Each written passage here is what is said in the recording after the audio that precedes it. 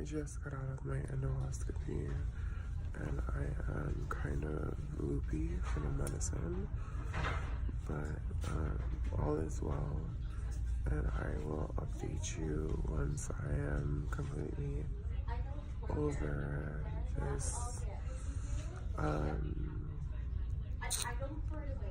sleeping medicine.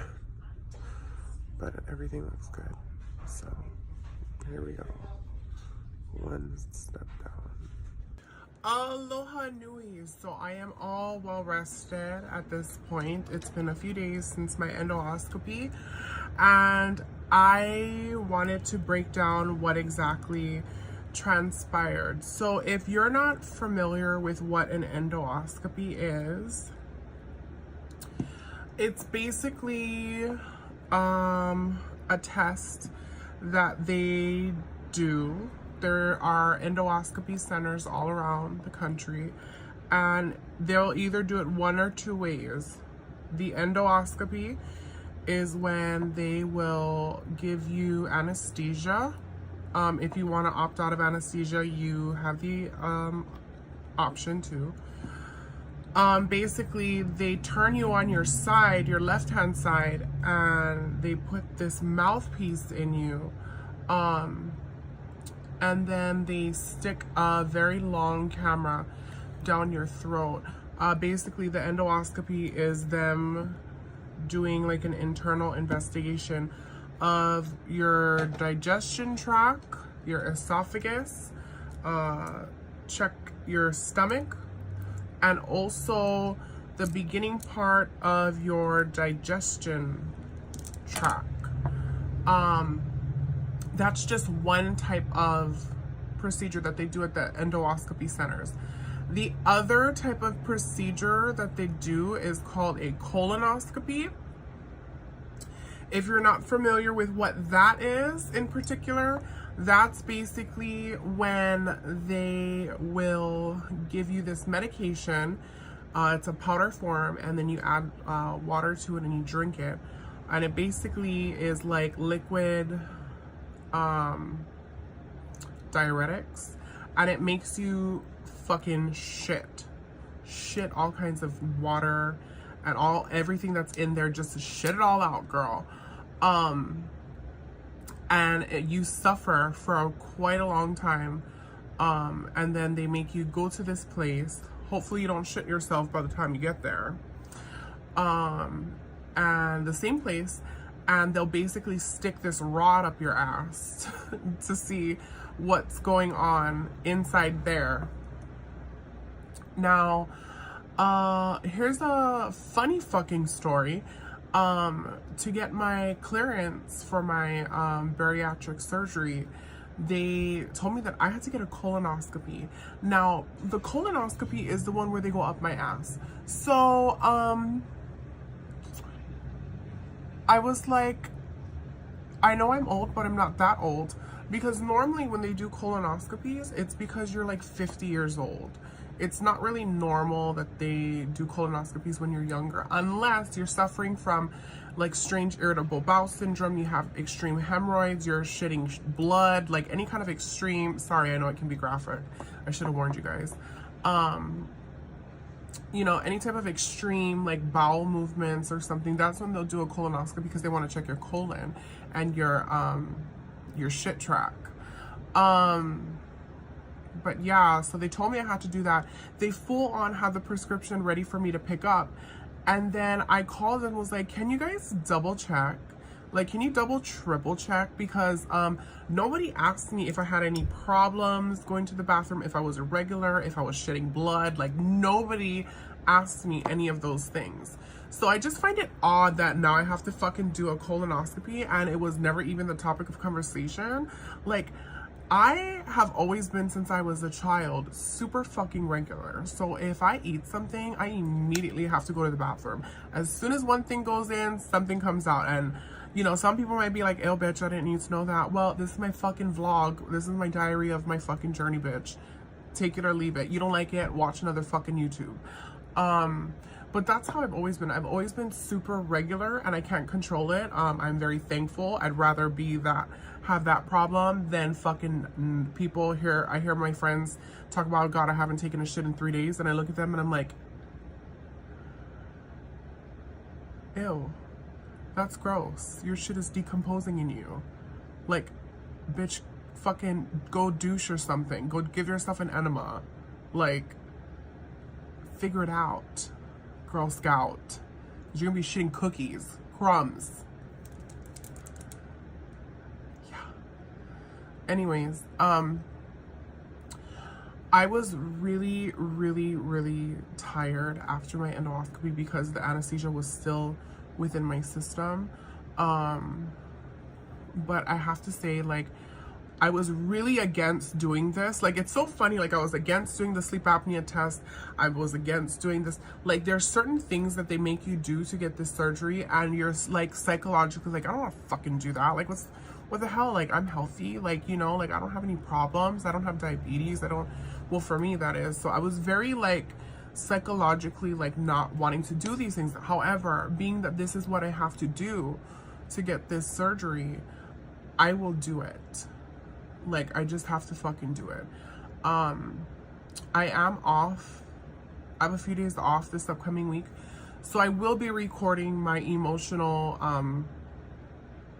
story of my weight journey from when I was obese at almost 400 pounds at 17 to when I was fucking down to like 195 at age 22, 23, to when I pretty much got all the way back up. And pretty much what I went through with my stages of being overweight, underweight, like neck-breaking fucking gorgeous body to like gaining my weight back again. I have no one to blame but myself. I'm not blaming anyone. I'm just being very honest on what I've been through. And also, it's crazy because once I started this journey, I got so many messages on Facebook about people who were so thankful for me to just share my story because they feel ashamed of their bodies. They feel ashamed of themselves. They feel embarrassed to leave their house even. And I told them, my dear, you're making it so much harder for yourself, you know. Go out there and live your life. Have fun. Life is too short. Don't give a flying fuck about what anyone has to say about you, whether it's your friends, your family, people who you don't know, absolute strangers.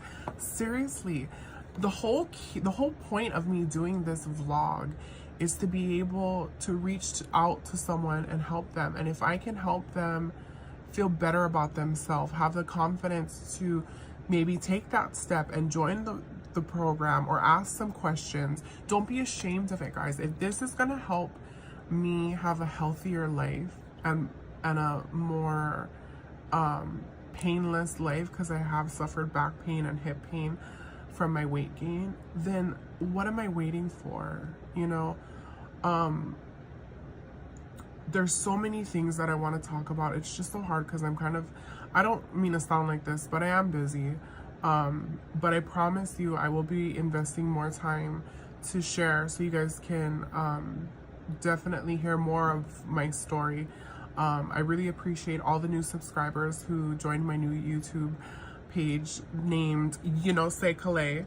I am also so excited. I don't know if you guys noticed, but I have my new 30-inch hair extensions from Eye for Design Hair, and my best friend K Barbie Doll color matched my extensions to blend in with my real hair.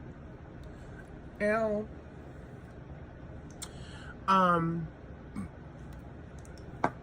Excuse me. I will also be selling these beautiful hair extensions soon. I'm gonna go live on my Instagram and sell them. That will be announced later on, but I just wanted to make sure that I could record what exactly an endoscopy is, how I felt, and to be honest, I'm glad that I got through it. It wasn't as difficult as I thought it was. And I hope that, you know, if anyone has to go through this, that even though they may feel some of the same feelings that I felt, to just know that in the end, this is all for your health and for you to know what's going on. And, you know, maybe it might be good so that way you can take a better look inside and see, like, is there something wrong? Like, I was feeling like I had some heartburn recently that I never really had before all my life. And so I was like, do I have acid reflux? And they looked and they're like, no. And I'm like, maybe because it just started, because I'm a fucking PhD in my mind. But yeah, so it's always good to check. I'm a firm believer in running whatever tests is necessary at any given time. And if you haven't gotten any tests done recently, it won't hurt you to go and just get a checkup and test whatever you can. If you guys have any questions, comments, concerns, feel free to comment on this post. And I promise to be keeping you guys updated with my weight loss journey, or with my journey to the weight loss surgery, the bariatric program. I am going to be getting the sleeve done, because the surgeon would not do the gastric on me because I don't have diabetes. I'm like, do I have to get diabetes to get this surgery? Because I kind of wanted the gastric. But you know what? You're the surgeon. I'm the bitch who just wants what she wants. So I'll just have to follow your rules. Anyways, I'm thankful no matter what, because this is a tool for me to lose weight. That is another thing that they taught me, is that this surgery is a tool to help me lose weight. This will not magically make it disappear and never come back. Because I know people who have had the surgery and gained their weight back, and I'm not judging them and I'm not talking shit about them. I'm just saying that I have seen both sides of this. I'm not gonna lie, there's only a few people who I know who have had the surgery that have lost the weight and kept it off. What the fuck is on my nose? I just noticed that now. Some booger. Ew. No more bats in the cave. Just had to check. I've also known some people who've had the surgery and gained a lot of weight back. Once again, not judging. The one thing that I'm so very proud of myself from, no matter what weight I was, no matter what size I was, when I was 400 pounds, when I was 190 pounds, when I was 250 pounds, when I was 275, 300, 330, all the way up to where I am right now. Right now, I'm currently at like 375 or 378 or whatever the fuck that scale says. I never judged someone on their size, or I never looked at anyone differently because of their size, or what shape they were, or how big they were, or the skin color that they were, or, you know, I never really judged anyone like that, or like fat shamed someone, or like mistreated someone because of their size. And circling back to the whole scale thing, there was a long time where I did not even go on a scale because I didn't want to see the numbers. And I would do anything but go on the scale. I would just look at myself naked or look at myself with clothes on and gauge it, because I just didn't want to see the numbers. And if that's you, just know that that's okay, because there's a lot of people who feel like that. But also at the same time, know that, you know, it actually is helpful to see the number, because it's gonna allow you to know where you are, and it'll help you track it. Just at the end of the day, know that that number does not define you. Your weight does not define who you are as a person. Your weight does not define your personality, your character. Your weight does not define your credit score. Your weight does not define your level in this game called life. Okay? I cannot even stress to you how many things that your weight doesn't factor into. But the one thing that your weight will factor in is your health. Fortunately, when they did the blood work on me, surprisingly, as heavy as I am not pre-diabetic. Glory to God, I'm not diabetic. It is hereditary in my family. But everything came back clean as a whistle. Like nothing was wrong on paper with me. I was like, so you're telling me I'm borderline genius?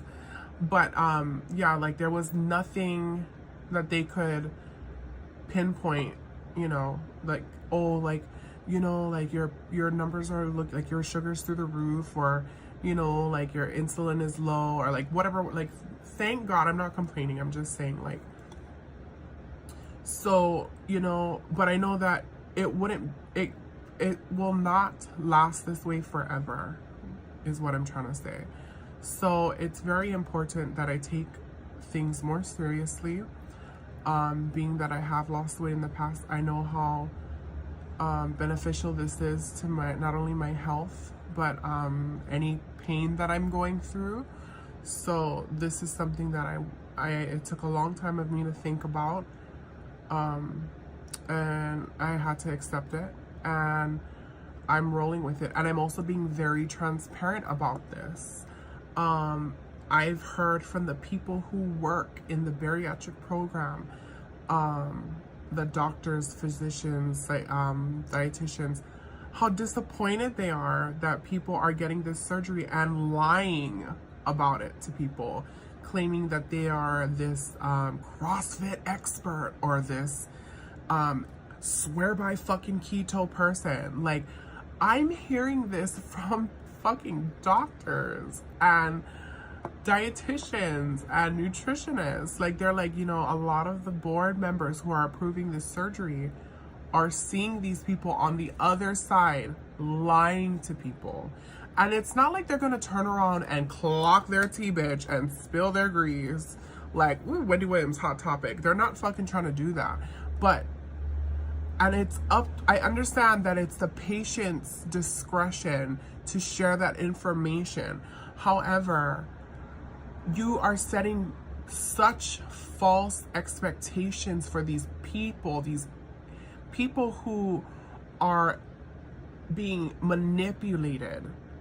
You know, they're thinking that, oh, if I do this CrossFit or this workout routine, I'm gonna achieve these results. Oh, if I cut out carbs, and if I only eat this and that and that and this, I'm gonna be able to look like him, or I'm gonna be able to fit in those clothes like her. And the fucking truth is that it's not the same, and that they've had bariatric surgery.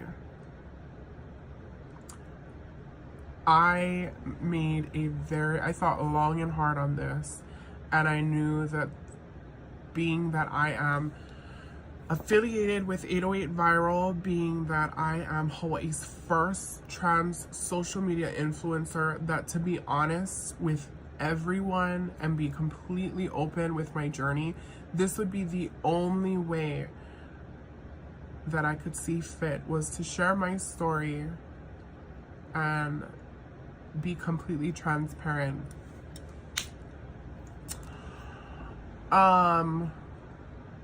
With that being said, I will be sharing more information as soon as I can.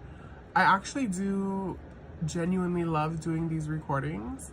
So I promise you I will be doing a lot more. I just got off of work. Don't mind my oily skin. My lipstick starting to separate, my lip gloss starting to separate, my curls all fallen. It's all wavy now. I kind of like the waves. But how y'all like my watermelon nails? Ow. I've been drinking watermelon. But yeah, I just wanted to be like an onion and share another layer. Like Shrek said, ogres are like onions, layers. But yeah, so I will be recording another video very soon, and I look forward to sharing more with you all. Thank you so much for subscribing. I hope that you guys have a blessed day. And thanks for watching. You know, stay clay. Ow.